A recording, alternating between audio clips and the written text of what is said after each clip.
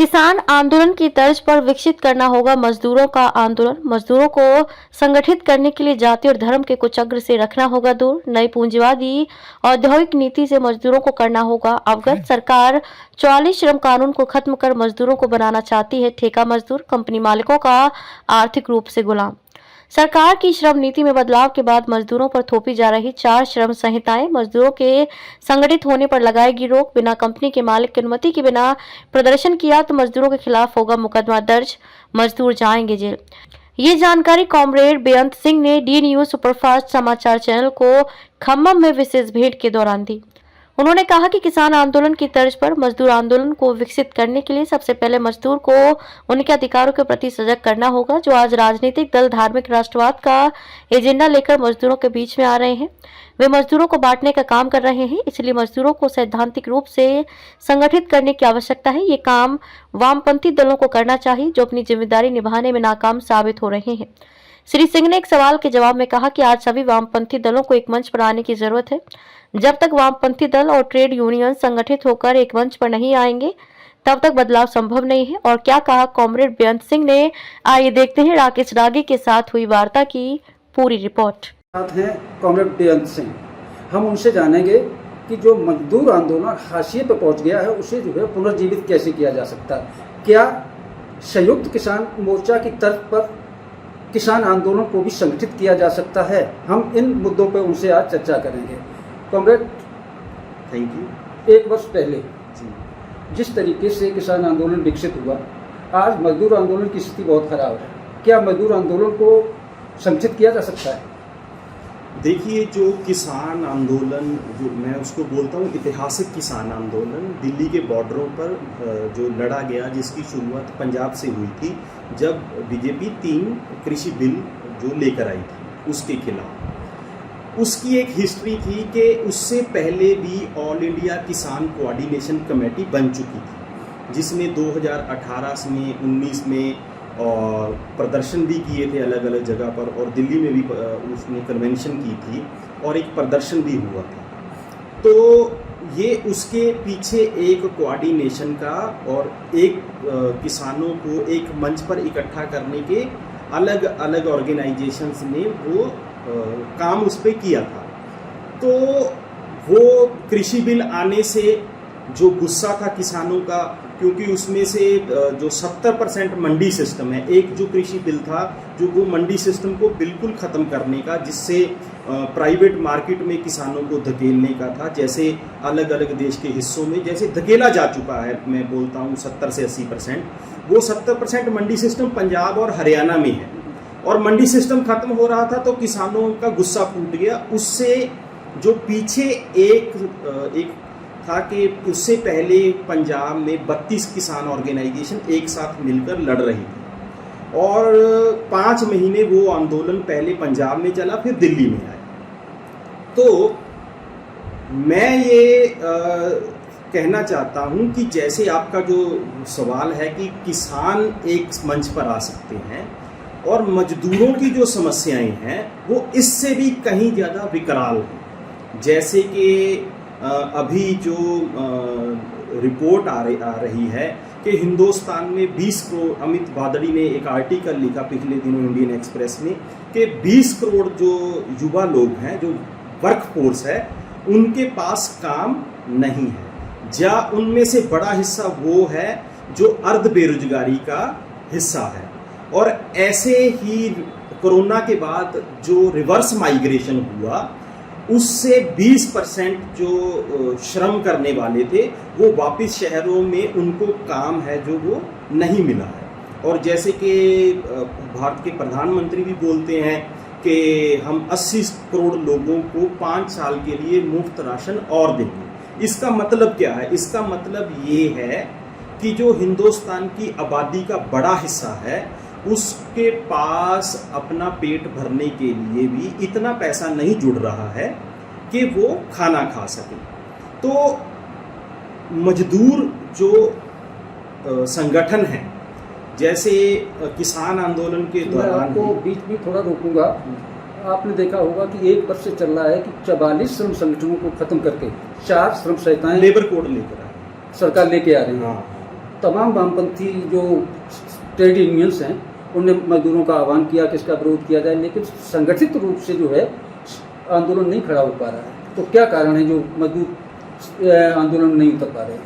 देखिए, उसमें एक तो ये है कि हिंदुस्तान का जो मजदूर है, जैसे जवाहरलाल नेहरू यूनिवर्सिटी का जो स्टडी फॉर इनफॉर्मल सेक्टर है, उसमें ये है कि इंडिया में 92% जो श्रमी हैं, जो श्रम करने वाले हैं, वो इनफॉर्मल सेक्टर में काम कर रहे हैं। इनफॉर्मल सेक्टर में काम उनको संगठित करने के लिए उनकी अलग अलग दिक्कतें हैं, और ऊपर से जो न्यू लिबरलिज्म की पॉलिसी हिंदुस्तान में आए उसमें श्रम कानूनों को और ज़्यादा लचकीला किया ताकि जो सरप्लस की लूट है जो कॉरपोरेट है वो और ज़्यादा कर सके, और ट्रेड यूनियनों ने भी इस पर उस तरीके से फाइट नहीं दिया जिस तरीके से देना चाहिए।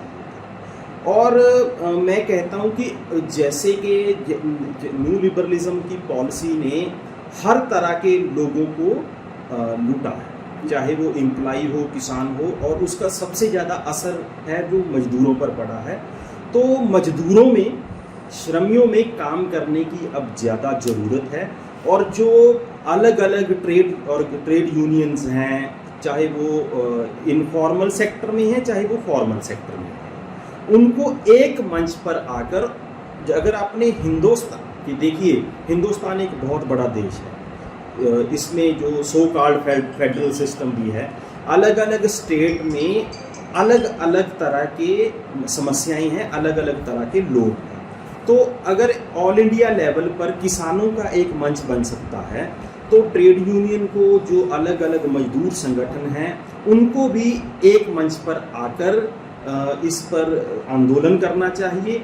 और जैसे 3 कृषि बिलों के खिलाफ पूरे हिंदुस्तान में आंदोलन हुआ, उस पर ये 4 लेबर कोड जो बहुत ज़्यादा खतरनाक हैं, उसमें ये भी है कि जो कोई आंदोलन की सपोर्ट करेगा, कल को मजदूर स्ट्राइक करते हैं, उसमें ऐसी ऐसी चीज़ें हैं। और सबसे खतरनाक चीज़ है कि उसमें जो हिंदुस्तान का सिक्योरिटी वाले, जहाँ पर वेपन बनते हैं, जो अलग अलग फैक्ट्रीज़ हैं, जो आर्मी का सामान तैयार करने वाली हैं, वहाँ पर जो मजदूर काम कर रहे हैं, तो जो ये सरकार कहती है कि सिक्योरिटी का जो इशू होता है कि वो देश की बड़ा वो इशू बन जाता है, वहाँ पर भी ये श्रम कानूनों को बहुत ही घटिया तरीके से इनको इम्प्लीमेंट किया गया है। वहाँ पर भी अगर वो लोग कल को मान लो आंदोलन में कोई पानी भी देता है, हाँ, अगर सरकार ने बोल दिया कि पानी की सप्लाई काट दीजिए, अगर वो भी वो काम करने वाला है, वो पानी की सप्लाई भी अगर ठीक करता है, तो उस पर भी ये कानूनी कार्रवाई कर सकते हैं। ऐसी खतरनाक चीज़ें इन 4 लेबर कोड में वो लेकर मजदूर इन चीज़ों को समझता है, मेरा मानना है जी। उसे जो है स्थायी रोजगार से हटाकर ठेका धकेला जा रहा है जी। उसके बाद भी मजदूर आंदोलित नहीं हो रहा है। दूसरी बात यह है कि जो नया नौजवान रोजगार मांगने के लिए बाजार में उतर रहा है, उसे भी ठेका मजदूर बनाया जा रहा है। जी। जो नई नियुक्तियां होनी चाहिए, सृजित पद हैं, उन्हें खत्म किया जा रहा है। उसके बाद भी आंदोलन जो है खड़ा नहीं हो पा रहा है। इसका मुख्य कारण क्या है? देखिए, उसके मतलब कई सारे कारण गिनाए जा सकते हैं।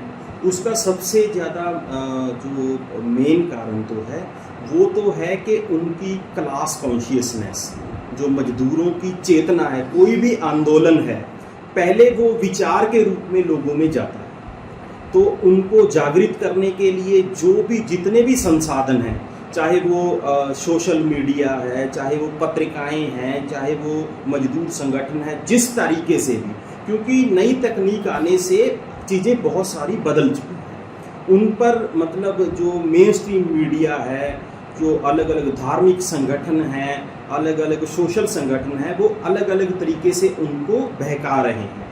NGOs हैं अलग अलग तरीके की, तो वो लोगों को संगठित होने से रोकते हैं। एक तो ये है कि जो नवउदारवादी नीतियां हिंदुस्तान में आई, उसके बाद जो मजदूर संगठनों की विचारधारा के ऊपर बड़े रूप से दुनिया के लेवल पर एक हमला हुआ। दूसरा ये है कि जो मजदूरों को संगठित करने वाली खास तौर पर जो वामपंथी पार्टियां थी, उनमें भी बिखराव है जो आ गया। आगे उनके मजदूर संगठन भी है जो बांटे गए। बहुत सारी वामपंथी पार्टियां आइडेंटिटी पॉलिटिक्स पर वो चली गई, क्योंकि हिंदुस्तान का श्रम में लगा वर्क फोर्स है जो मतलब कि वो चाहे वो इनफॉर्मल सेक्टर में हो जो फॉर्मल सेक्टर में हो, वो दलित तबका है। तो दलित तबके को आइडेंटिटी पॉलिटिक्स में चाहे वो बहुजन समाज पार्टी ने उस तरफ है जो वो ले गए, तो वामपंथी संगठन भी है वो पहचान की राजनीति में उधर की ओर वो उनका टर्न हो गया। तो वो भी एक आइडियोलॉजिकल अटैक है वो उन पर हुआ। ऐसे ही यूथ के ऊपर भी अलग अलग तरह का अटैक है। तो मेन कारण तो यही है कि उनको पहले जागृत करना होगा, तो उसके बाद उनको आंदोलन में लाना होगा। आपने तमाम कमियां गिनाई। आज 3 वामपंथी दलों का एका होकर एक दल की घोषणा होने वाली है, जी जी, जिसमें हम लोग भाग लेने आए हैं। जी।